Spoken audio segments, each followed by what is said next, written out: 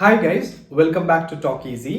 இன்னைக்கு லெசன்ல நம்ம கூகுள் டிரான்ஸ்லேட்டர் கிட்ட நம்ம தினமும் லைஃப்ல யூஸ் பண்ற ஒரு சில ஈஸியான தமிழ் சென்டென்சஸ் உடைய இங்கிலீஷ் டிரான்ஸ்லேஷனை கேட்டு பார்ப்போம். கூகுள்னால எவ்வளவு தூரம் கரெக்டா இந்த சென்டென்சஸ்க்கு டிரான்ஸ்லேஷனை கொடுக்க முடியுதுன்றதை நம்ம செக் பண்ணி பார்க்கலாம். அது மட்டும் இல்ல, நீங்களும் என் கூட சேர்ந்து ஆன்சர்ஸ் ட்ரை பண்ணிட்டு வாங்க. உங்களால எத்தனை ரைட் ஆன்சர்ஸ் கொடுக்க முடியுதுன்றதையும் நம்ம செக் பண்ணி பார்க்கலாம். ஃபர்ஸ்ட் சென்டென்ஸ் அவன் அடம் பிடித்தான். இதனுடைய டிரான்ஸ்லேஷன் கூகுள் என்ன சொல்லுதுன்னு பார்க்கலாம். ஸோ கூகுள் என்ன சொல்லுதுன்னா, he was stunned. he was stunnedனா என்ன அர்த்தம்னா, அவன் அதிர்ச்சி அடைந்தான் அப்படின்றது அர்த்தம். அவன் அடம் பிடித்தானுக்கும் அவன் அதிர்ச்சி அடைந்தான்ன்றதுக்கும் ஆக்சுவலா சம்பந்தமே கிடையாது. சரி, நம்ம இதையே கொஞ்சம் மாத்தி கேட்டு பார்க்கலாம். அடம் பிடிக்காதே. ஸோ இதுக்கான கூகுள் டிரான்ஸ்லேஷன் என்ன சொல்லுதுன்னா, do not like Adam. ஆக்சுவலாக கூகுள் என்ன நினச்சிருக்கு, அடம்ன்றத ஆடம்னு நினச்சிருக்கு. பட் do not like Adamன்றது டோட்டலாக சம்மந்தமே கிடையாது. தயவுசெய்து இதை ஃபாலோ பண்ண வேண்டாம். ஸோ கூகுள் டிரான்ஸ்லேட்டரை நம்பி நீங்களும் எல்லா தமிழ் சென்டென்சஸ்க்கான மீனிங் தெரிஞ்சிட்டு இருக்கீங்க அப்படின்னா கொஞ்சம் கேர்ஃபுல்லாக இருங்க. கூகுள் சொல்கிற எல்லாத்தையும் நீங்கள் பிளைண்டாக ட்ரஸ்ட் பண்ண வேண்டாம். பட் எனிவே, நம்ம இப்போ ஆன்சர் என்னன்றதை பார்க்கலாம். அவன் அடம் பிடித்தான்னு நம்ம எப்படி இங்கிலீஷ்ல சொல்லலாம்னா, he threw a tantrum. or அடம் பிடிக்காதே அப்படின்னு நம்ம எப்படி இங்கிலீஷ்ல சொல்லலாம்னா, don't throw a tantrum. My son threw a tantrum because I didn't buy him chocolate.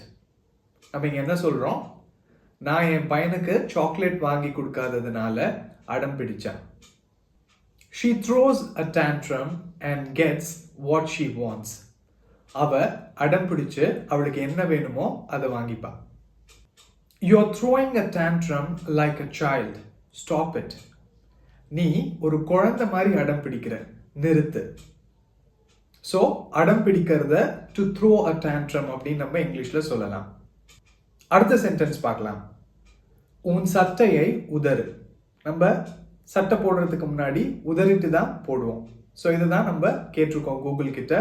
Google என்ன ஆன்சர் சொல்லுதுன்னா, டேக் ஆஃப் த ஷர்ட்னு சொல்லுது. கைஸ், டேக் ஆஃப் த ஷர்ட்னா நம்ம ஷர்ட்டை கழட்டுறது. டு டேக் ஆஃப் சம்திங் அப்படின்னா ஏதோ ஒரு விஷயத்த கழட்டுறதுன்னு அர்த்தம்.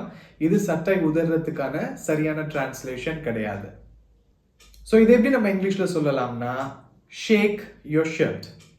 உன் சட்டையை உதறு அப்படின்னா ஷேக் யோர் ஷர்ட்.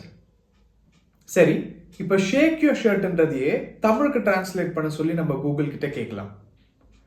ஸோ இதுக்கான ஆன்சர் கூகுள் என்ன சொல்லுதுன்னா, உங்கள் சட்டையை அசைக்கவும். லிட்ரலா ஷேக்னா அசைக்கவும் என்ற மீனிங் அது எடுத்துக்குது. So this is not right.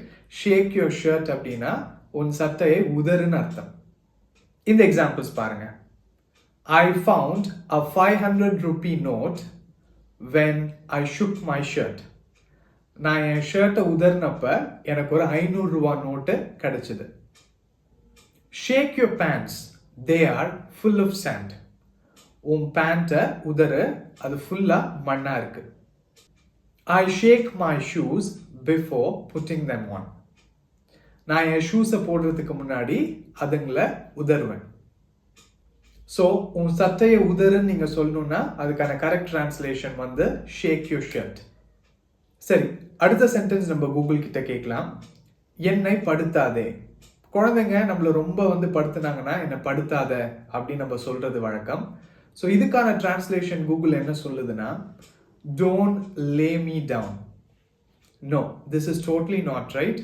இதுக்கும் என்னை படுத்தாதேக்கும் சம்மந்தமே கிடையாது. ஸோ என்னை படுத்தாதே அப்படின்றத நம்ம எப்படி இங்கிலீஷ்ல சொல்லலாம், don't give me a hard time.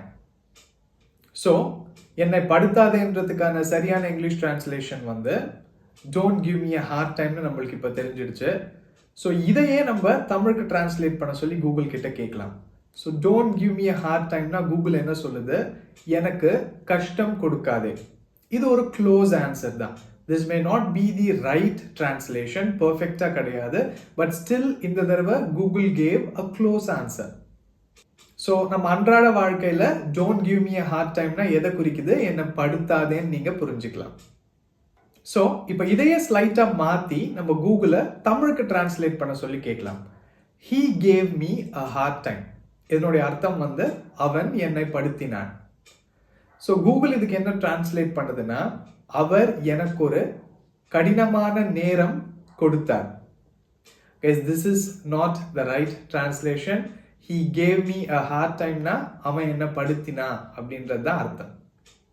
So Google இந்த சென்டென்ஸையும் லிட்ரலாக டிரான்ஸ்லேட் பண்ணுது வேர்ட் பை வேர்ட். நம்ம ஆக்சுவலாக என்ன சொல்ல வரோன்றது அதுக்கு புரியல, பட் ஒவ்வொரு வேர்டையும் வந்து லாங்குவேஜில் அப்படியே டிரான்ஸ்லேட் பண்ணால் என்ன ஆன்சர் வருமோ அந்த ஆன்சரை தான் நிறைய சுச்சுவேஷன்ஸில் கொடுக்குது. இந்த லெசன் கண்டிப்பாக உங்களுக்கு இன்ட்ரெஸ்டிங்காக இருந்திருக்கும் நான் நம்புகிறேன். அண்ட் அதே சமயம் உங்களுக்கு ஃபன்னியாகவும் இருந்திருக்கும்ன்றதை நான் நம்புகிறேன். உங்களுக்காக இந்த லெசனில் பார்த்த 3 சென்டென்சஸையும் நான் இப்போ ஒரு தடவை சம்மரைஸ் பண்ணுறேன். ஸோ நம்ம இன்னைக்கு பார்த்த ஃபர்ஸ்ட் சென்டென்ஸ் வந்து அவன் அடம் பிடித்தான். இதுக்கான சரியான translation he threw a tantrum. அடுத்தது உன் சட்டையை உதறு. இதுக்கான சரியான டிரான்ஸ்லேஷன் வந்து shake your shirt.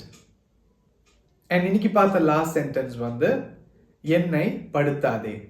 Don't give me a hard time.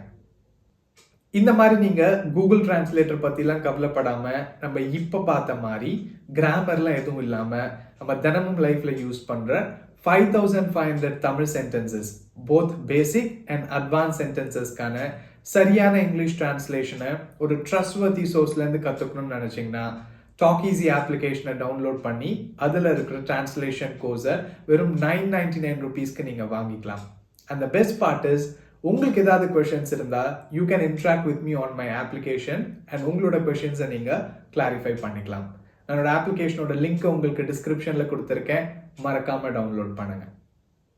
So Google translator use பண்ணுறது பற்றி என்னுடைய ஒப்பீனியன் என்னென்னா, ரொம்ப சிம்பிள் சென்டென்சஸை கூகுள் டிரான்ஸ்லேட்டர்னால கரெக்டாக டிரான்ஸ்லேட் பண்ணி கொடுக்க முடியும். பட் அதுலேயும் ஒரு சில சென்டென்சஸை அது literal word by word translation தான் கொடுக்குது. நம்ம மனசில் எக்ஸாக்டாக என்ன நினைக்கிறோம், ஆக்சுவலாக நம்ம என்ன கன்வே பண்ண போகிறோன்றது நம்மளுக்கு புரிஞ்ச மாதிரி கூகுள்னால புரிஞ்சிக்க முடியாது. ஸோ உங்களால் முடிஞ்சால் கூகுள் டிரான்ஸ்லேட்டரை யூஸ் பண்ணுறதை அவாய்ட் பண்ணுங்கள். உங்களுக்கு நல்ல இங்கிலீஷ் தெரிஞ்ச ஒருத்தவங்க கிட்ட இதை எப்படி நம்ம கரெக்டாக இங்கிலீஷில் சொல்லலான்றது தெரிஞ்சுக்கங்க. I'll talk to you soon in my next lesson with an interesting topic. Until then, bye from Srinath.